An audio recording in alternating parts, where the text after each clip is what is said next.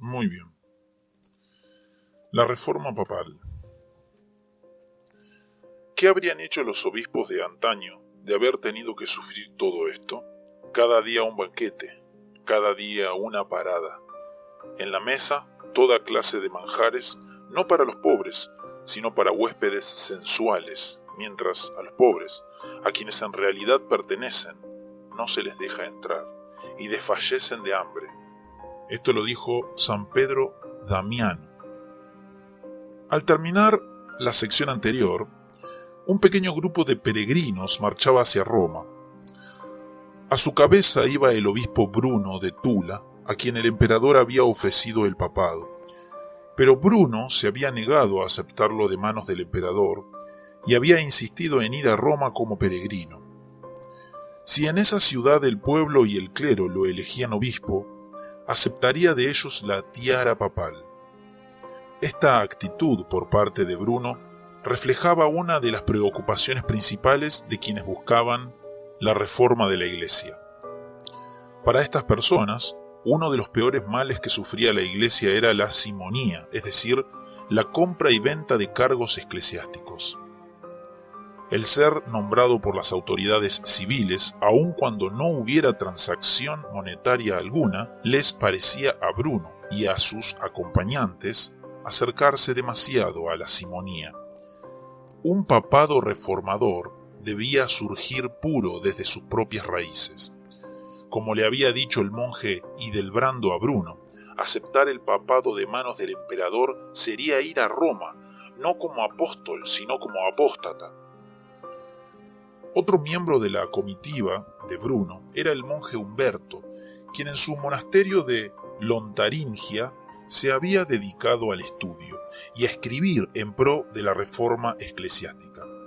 Su principal preocupación era la simonía, y su obra contra los simoníacos fue uno de los más duros ataques contra esa práctica.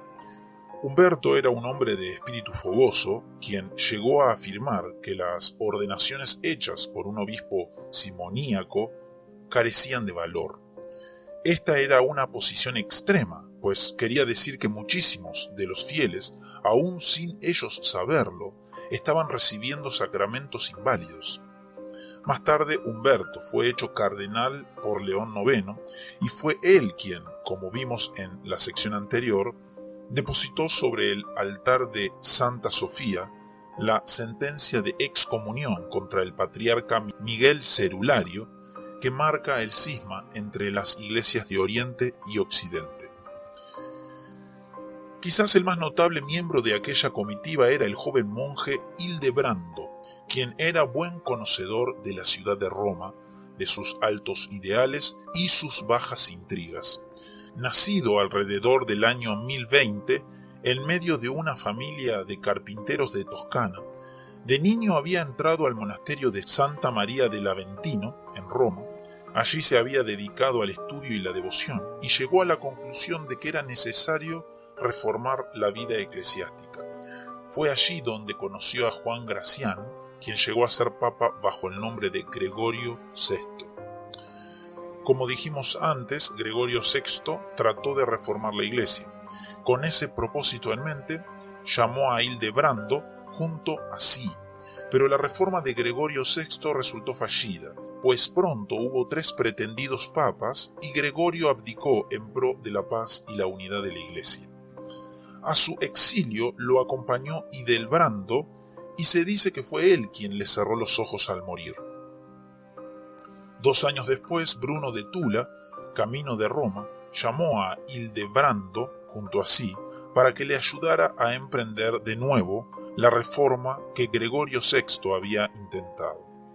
Aunque algunos historiadores han pretendido ver en Hildebrando el verdadero poder que se movía tras el trono pontificio a través de varios papados, la verdad es que los documentos existentes no dan base a tal interpretación de los hechos. Hildebrando parece haber sido más bien un hombre humilde cuyo sincero deseo era la reforma eclesiástica y que prestó su apoyo a varios papas reformadores. Ese apoyo le fue haciendo un personaje cada vez más poderoso hasta que por fin fue electo papa y tomó el nombre de Gregorio VII. Por lo pronto, el próximo papa sería Bruno de Tula, quien se dirigía a Roma, no como el nuevo pontífice nombrado por el emperador, sino como un peregrino descalzo que visitaba la ciudad papal en un acto de humilde devoción. A su paso por Italia, camino de Roma, las multitudes lo vitoreaban y después se comenzó a hablar de los milagros que ocurrieron en aquella peregrinación. Tras entrar en Roma descalzo y ser aclamado por el pueblo y el clero, Bruno aceptó la tiara papal y tomó el nombre de León IX. Tan pronto como se vio en posesión legítima de la cátedra de San Pedro, León comenzó su obra reformadora. Para ello se rodeó de varios hombres que habían dado muestras de su dedicación a esa causa. Además de Humberto de Hildebrando, hizo venir a Pedro Damiano, monje austero, que se había ganado el respeto de cuantos en Europa se lamentaban de la situación en que se encontraba la Iglesia. A diferencia de Humberto, Pedro Damiano no se dejaba llevar por su celo reformador, sino que buscaba una reforma que diese muestras del espíritu de caridad que reina supremo en los evangelios. Así, por ejemplo, compuso un tratado en el que, al mismo tiempo que condenaba la simonía, declaraba que los sacramentos que los fieles recibían de los simoníacos sí eran válidos. Más tarde, cuando León IX tomó las armas contra los normandos, Pedro Damiano condenó la actitud guerrera del pontífice. Con la ayuda de Hildebrando, Humberto, Damiano y otros, León IX emprendió la reforma de la Iglesia. Para todos estos hombres, esa reforma debía consistir particularmente en abolir la simonía y generalizar el celibato eclesiástico. Pero esos dos puntos principales acarreaban una serie de consecuencias importantes. En medio de la sociedad feudal, la Iglesia era una de las pocas instituciones en las que existía todavía cierta movilidad social. Tanto Hildebrando como Pedro Damiano eran de origen humilde, y a la postre el primero sería papa y el segundo santo y doctor de la Iglesia. Pero esa movilidad social quedaba amenazada por la práctica de la simonía, que ponía los más altos cargos eclesiásticos al alcance, no de los más aptos o los más devotos, sino de los más ricos. Si a esto se unía el matrimonio eclesiástico, se corría el riesgo de que los grandes prelados trataran de proveer una herencia para sus hijos y que por lo tanto el alto clero se volviese una casta feudal con las otras que existían en aquella época.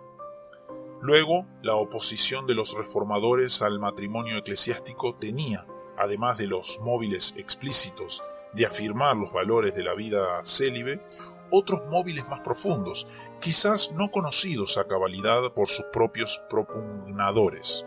En todo caso, no cabe duda de que las clases populares se sumaron pronto a los reformadores, sobre todo por cuanto la práctica de la simonía colocaba el poder eclesiástico en manos de los ricos.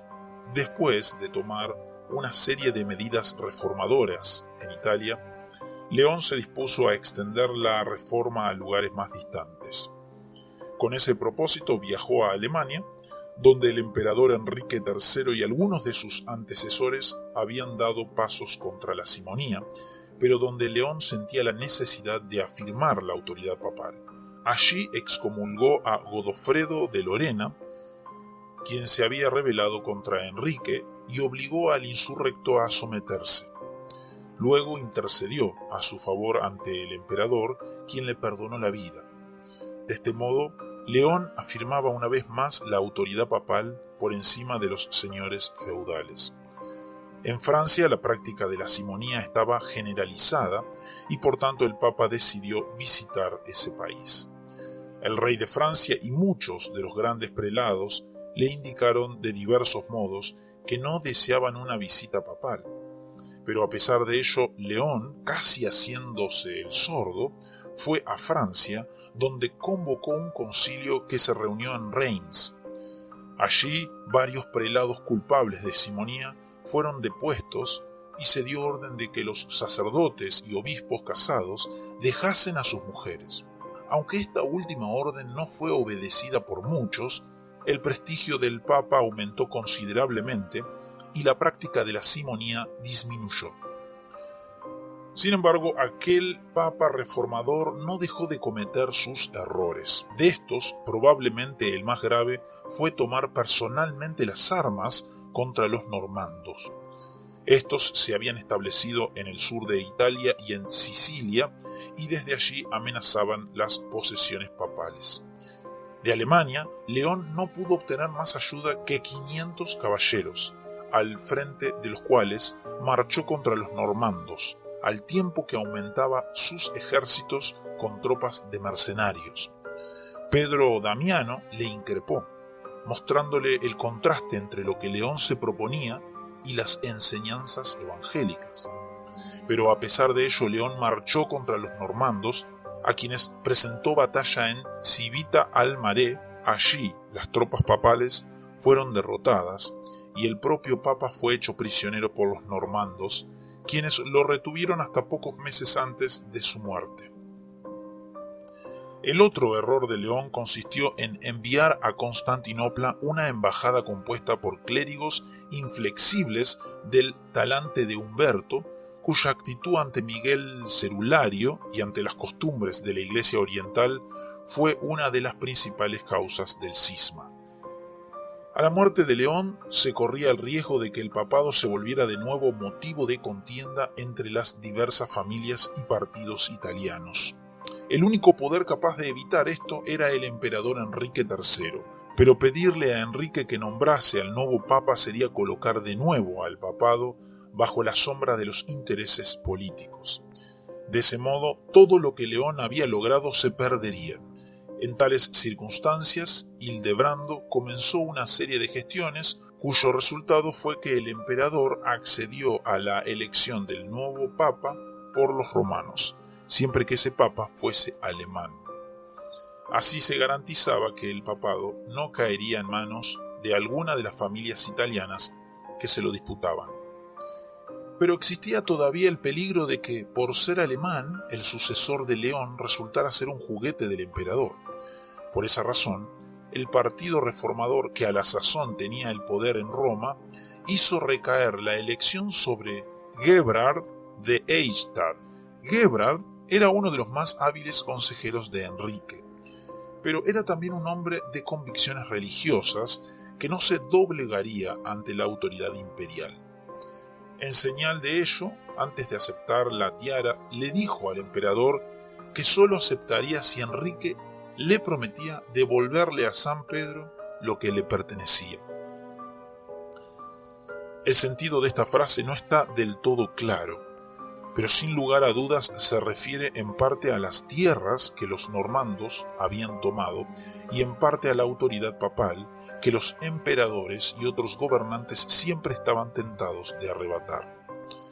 Con el nombre de Víctor II, Gebhard accedió a la cátedra de San Pedro en el 1055 tras una larga serie de negociaciones que tomaron todo un año. Su política religiosa fue continuación de la de León IX, pues iba dirigida mayormente contra la simonía y el matrimonio de los clérigos. En Alemania, Godofredo de Lorena se alzó de nuevo contra el emperador, quien solicitó la presencia de su antiguo consejero, Gebhard.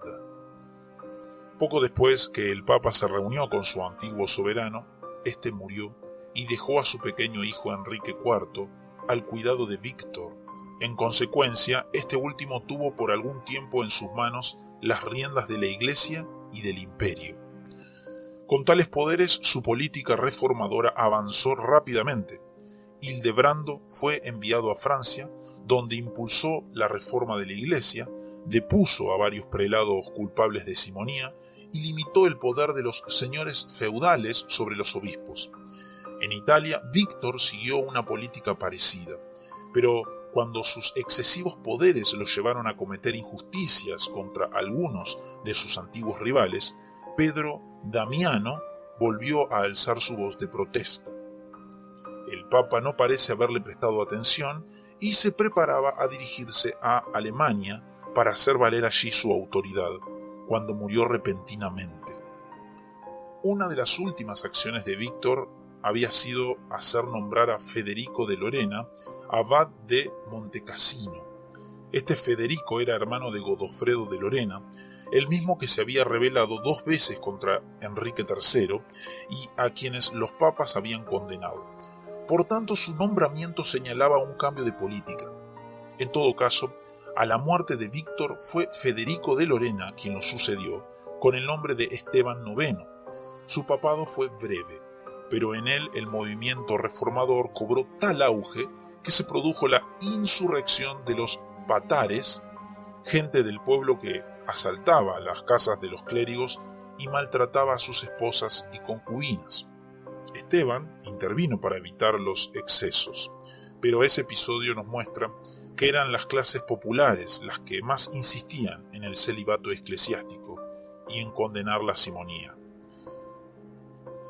A los pocos meses de ser hecho papa, Esteban murió, y las viejas familias nobles se posesionaron una vez más del papado, haciendo elegir a Benedicto X, mas el partido reformador no estaba dispuesto a dejarse arrebatar el papado tan fácilmente.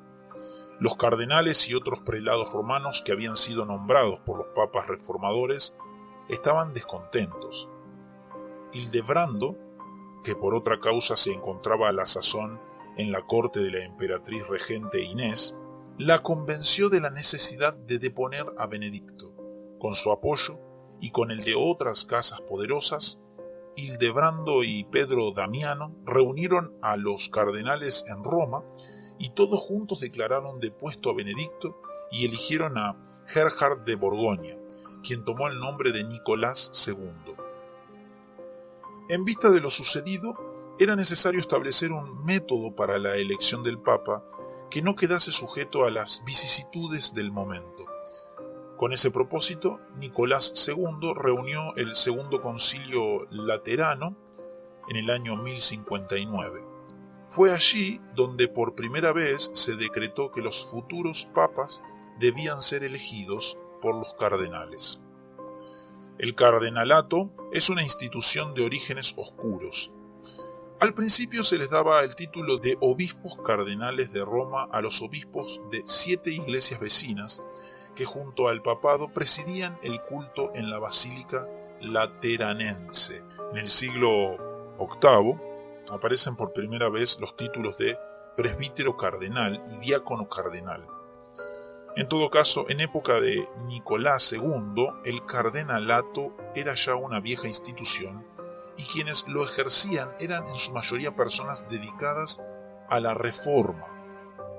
Por esa razón, el concilio decidió que en lo sucesivo la elección de cada nuevo papa quedase en manos de los obispos cardenales, quienes debían buscar la aprobación de los demás cardenales y después del pueblo romano.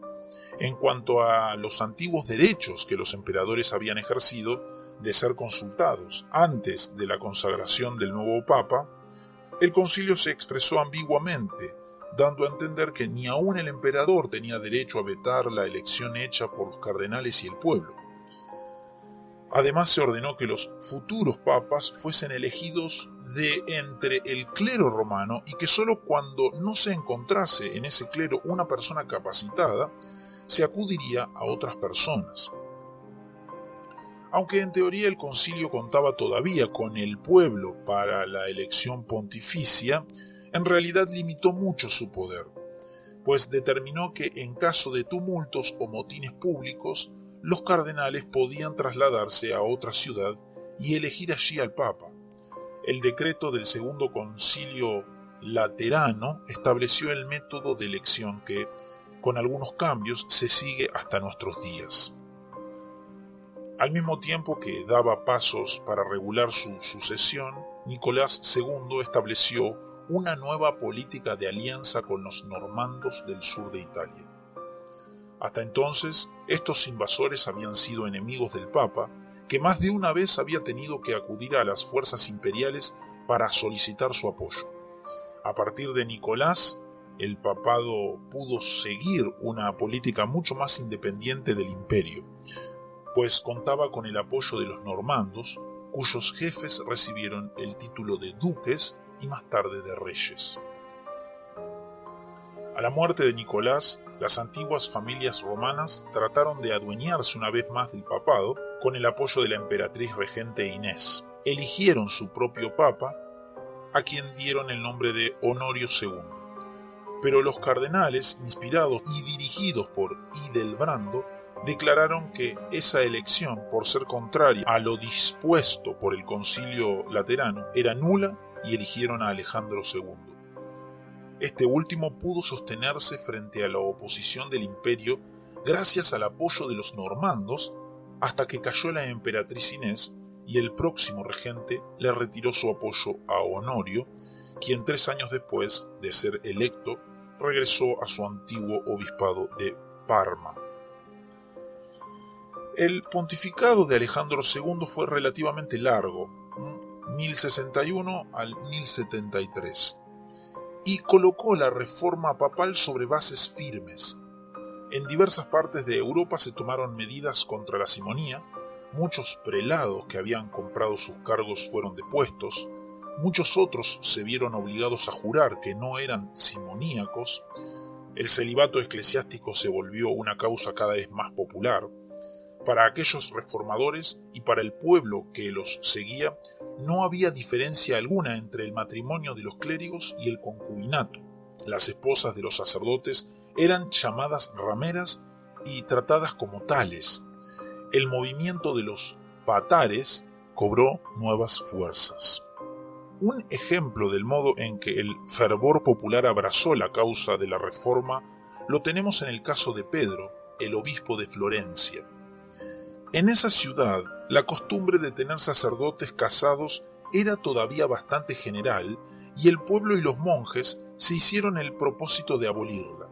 Pero el obispo Pedro, que era un hombre moderado, trató de calmar los ánimos y en respuesta los monjes lo acusaron de simoníaco. El jefe de los monjes era Juan Gualberto de Vallumbrosa, cuya austeridad era famosa en toda la comarca y a quien muchos tenían por santo. Juan Gualberto marchó por las calles de Florencia acusando a Pedro de simoníaco. Desde Roma, Pedro Damiano, preocupado por el excesivo celo de estos reformadores, declaró que Pedro era inocente, pero Hildebrando tomó el partido de Juan Gualberto. En Florencia el pueblo se negaba a aceptar los sacramentos de Pedro y de los sacerdotes casados. Pedro insistía en su inocencia. Por fin, a alguien se le ocurrió acudir a la prueba del fuego. En las afueras de la ciudad, cerca de un monasterio adicto a Juan Gualberto, se preparó el escenario para la gran prueba. Más de 5.000 personas se reunieron. Antes de las ordalías, el monje que iba a pasar por ellas celebró la comunión y el pueblo, conmovido, lloró. Después, en medio de dramáticas ceremonias, el monje marchó a través de las llamas. Al verlo salir al otro lado, el pueblo rompió a gritar y declaró que se trataba de un milagro y que por lo tanto quedaba probado que Pedro era simoníaco. El malhadado obispo se vio obligado a abandonar la ciudad mientras continuaban los desmanes contra los clérigos casados y sus esposas.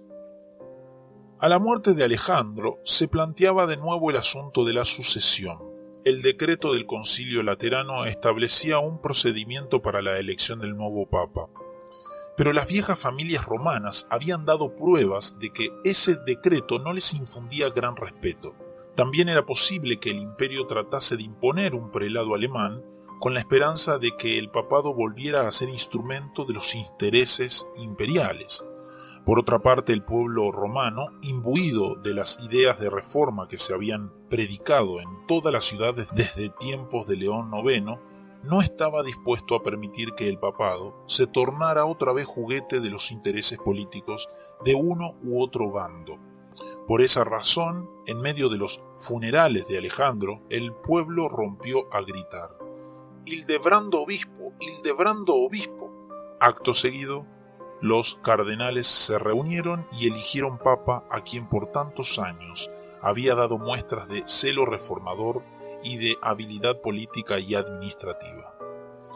Hildebrando era un hombre de altos ideales, forjados en medio de las tinieblas de la primera mitad del siglo.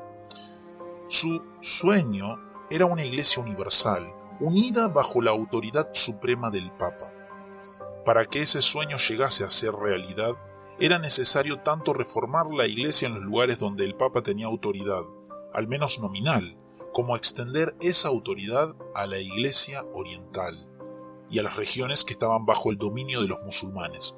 Su ideal era la realización de la ciudad de Dios en la tierra, de tal modo que toda la sociedad humana quedase unida como un solo rebaño bajo un solo pastor. En pos de ese ideal, Hildebrando había laborado largos años, siempre entre bastidores, para dejar que otros ocuparan el centro del escenario. Pero ahora el pueblo reclamaba su elección. No había otro candidato capaz de salvar al papado de quienes querían hacer presa de él. El pueblo lo aclamó, los cardenales lo eligieron, e Hildebrando lloró. Ya no le sería posible continuar trabajando en la penumbra y apoyar la labor reformadora de otros papas. Ahora era él quien debía tomar el estandarte y dirigir la reforma por la que tanto había añorado. Al ascender al papado, Hildebrando tomó el nombre de Gregorio VII e inmediatamente dio los primeros pasos hacia la realización de sus altos ideales. De Constantinopla le llegaban peticiones rogándole acudiera al auxilio de la Iglesia de Oriente, asediada por los turcos seleucidas. Gregorio vio en ello una oportunidad de estrechar los vínculos con los cristianos orientales y quizá extender la autoridad romana al Oriente. En su correspondencia de la época puede verse que soñaba con una gran empresa militar, al estilo de las cruzadas que tendrían lugar poco después, con el propósito de derrotar a los turcos y ganarse la gratitud de Constantinopla. Pero nadie en Europa occidental respondió a su llamado, aun cuando el Papa, como un recurso extremo, se ofreció a encabezar las tropas personalmente. Por lo pronto, Gregorio tuvo que abandonar el proyecto. En España se daban condiciones parecidas. Como veremos más adelante, era la época de la reconquista de las tierras que por casi 4 siglos habían estado en poder de los moros. En Francia había nobles que dirigían una mirada codiciosa hacia las tierras ibéricas y que querían participar de la reconquista a fin de hacerse dueños de ellas. Con el propósito de darle fuerza legal a su empresa, algunos de esos nobles arguían que España le pertenecía a San Pedro y que era por tanto en nombre del papado y como vasallos suyos que emprendían la reconquista. Gregorio alentó tales pretensiones, pero su resultado fue nulo, pues por diversas razones la empresa francesa en España no se llevó a cabo. Frustrado en sus proyectos tanto en el Oriente como en España, Hildebrando dedicó todos sus esfuerzos a la reforma de la Iglesia. Para él, como para los papas que lo habían precedido, esa reforma debía comenzar por el clero, y sus dos objetivos iniciales eran abolir la simonía e instaurar el celibato eclesiástico. En la Cuaresma de 1074, un concilio reunido en Roma volvió a condenar la compra y venta de cargos eclesiásticos y el matrimonio de los clérigos. Esto no era nuevo, pues desde tiempos de León IX los decretos en contra de la simonía y del matrimonio se habían sucedido casi ininterrumpidamente. Pero Gregorio tomó 2 medidas que sí eran novedosas, con las que esperaba lograr que sus decretos fueran obedecidos. La primera fue prohibirle al pueblo asistir a los sacramentos administrados por simoníacos. La segunda consistió en nombrar legados papales que fueran por los diversos territorios de Europa, convocando sínodos y procurando por diversos medios que los decretos papales se cumplieran a cabalidad. Al prohibirle al pueblo que recibiera los sacramentos administrados por simoníacos, Gregorio esperaba hacer del pueblo su aliado en la causa de reforma, de modo que los altos prelados y los sacerdotes que no se humillaban ante las órdenes papales fueran humillados al menos por la ausencia del pueblo. Sin embargo, este decreto era difícil de cumplir, pues en las regiones donde se practicaba más abiertamente la simonía no era fácil encontrar sacerdotes que no estuvieran mancillados por ella de uno u otro modo. Luego, el pueblo se veía en la difícil alternativa entre no recibir los sacramentos en obediencia al Papa o recibirlos y así apoyar a los simoníacos. Además, pronto hubo quien comenzó a acusar a Gregorio de herejía y a decir que el Papa había declarado que los sacramentos administrados por personas indignas no eran válidos y que tal opinión, sostenida siglos antes por los donatistas, había sido condenada por la Iglesia. De hecho, lo que Gregorio había dicho no era que los sacramentos administrados por los sacerdotes indignos no fuesen válidos, sino solo que, a fin de promover la reforma eclesiástica, los fieles debían abstenerse de ellos. Pero en todo caso, la acusación de herejía contribuyó a limitar el impacto de los decretos reformadores. El éxito de los legados papales no fue mucho mayor. En Francia, el rey Felipe I tenía varias razones de enemistad con el Papa y por tanto los legados no fueron recibidos cordialmente. Con el apoyo del rey, el clero se negó a aceptar los decretos romanos. Mientras el alto clero se oponía sobre todo a los edictos referentes a la simonía, muchos en el bajo clero se resistían a las nuevas leyes con respecto al matrimonio. En efecto, había buen número de clérigos casados, personas relativamente dignas de los cargos que ocupaban, que no estaban dispuestos a abandonar a sus esposas y familias sencillamente porque el ideal monástico se había adueñado del papado. Por tanto, estos clérigos se vieron forzados a unirse a los simoníacos en su oposición a la reforma que los papas prepugnaban. Gregorio y sus compañeros, surgidos todos de la vida y los ideales monásticos, estaban convencidos de que el monaquismo era el patrón que todos los clérigos debían imitar, y en ese convencimiento, al mismo tiempo que dañaron su propia causa creándoles aliados a los simoníacos, produjeron sufrimientos indecibles entre el clero casado y sus familias. En Alemania, Enrique IV se mostró algo más cordial para con los legados papales. Pero esto no lo hizo porque estuviera de acuerdo con su misión, sino sencillamente porque esperaba que el Papa lo coronase emperador y no quería granjearse su enemistad. Con el beneplácito real, los legados trataron de imponer los decretos romanos. En cuanto a la simonía, tuvieron cierto éxito, pero la oposición a los edictos referente al matrimonio eclesiástico fue grande, y tales edictos solo se cumplieron en parte. En Inglaterra y Normandía, Gregorio gozaba de cierta autoridad, pues años antes, cuando todavía era consejero de Alejandro II, había prestado su apoyo a Guillermo de Normandía, el conquistador, quien tras la batalla de Hastings se había hecho dueño de Inglaterra. Ahora los legados papales aprovecharon esa deuda de gratitud para hacer valer los mandatos reformadores. Puesto que tanto Guillermo como su esposa Matilde apoyaban la reforma, los legados fueron bien recibidos y se condenó la simonía. Pero Guillermo insistió en su derecho de nombrar los obispos en sus territorios, y entre el bajo clero la oposición al celibato eclesiástico fue grande. Todos estos acontecimientos convencieron a Gregorio de que era necesario continuar el proceso de centralización eclesiástica que sus predecesores habían comenzado. Hasta entonces, los obispos metropolitanos habían tenido gran independencia y la autoridad papal había sido más nominal que real. En vista de la oposición general a los decretos de reforma, Hildebrando llegó a la conclusión de que era necesario promover la autoridad papal a fin de que sus mandatos tuvieran que ser obedecidos. En consecuencia, bajo su pontificado, las pretensiones de la sede romana llegaron a un nivel sin precedentes. Aunque Gregorio nunca llegó a promulgar todas sus opiniones con respecto al papado, estas se encuentran en un documento del año 1075.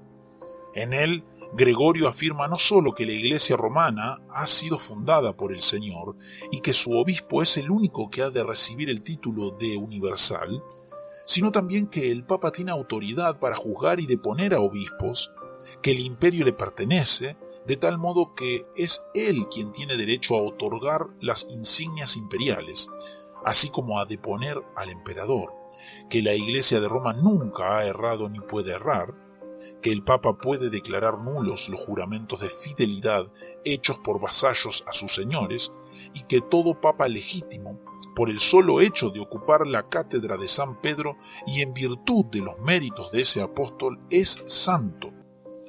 Sin embargo, todo esto no pasaba de ser teoría mientras los reyes, emperadores y demás señores laicos tuviesen autoridad para nombrar a los obispos y abades.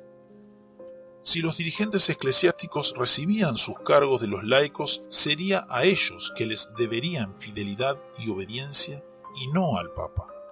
Esto parecía haber quedado comprobado por el modo en que fueron recibidos los legados papales en su misión de reformar la Iglesia de los diversos reinos.